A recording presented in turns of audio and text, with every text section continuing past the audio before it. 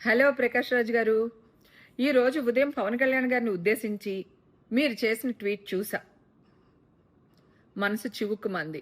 పవన్ కళ్యాణ్ గారిని దొర అని సంబోధించడం వెనక మీ వెటకారం అర్థమవుతుంది.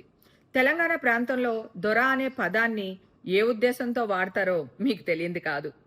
పవన్ కళ్యాణ్ గారిని రాజకీయంగా విమర్శించండి, తప్పులేదు.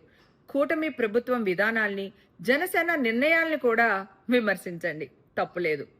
కానీ వ్యక్తిగత హననం చేయడానికి ప్రయత్నించకండి ప్లీజ్. పవన్ కళ్యాణ్ గారి ఎత్వత్వం ఏంటో మీకు తెలుసో లేదో కానీ కోట్లాది మంది ప్రజలకి తెలుసు. మీరు చదవరి కదా.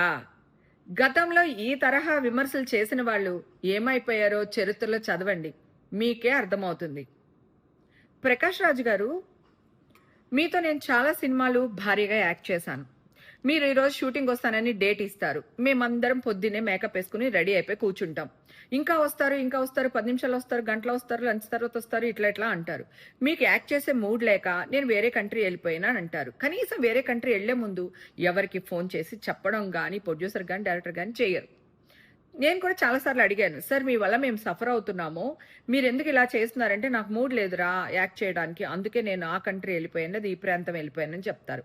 మరి మీరు నాకు ఒకటి చెప్పండి, రాజకీయాల్లోకి మీరు సింగిల్గా వస్తారా, గుంపులతో వస్తారా, మీకు రాజకీయాలు చేసి ప్రజాసేవ చేసే మూడ్లో ఉన్నారా లేదా?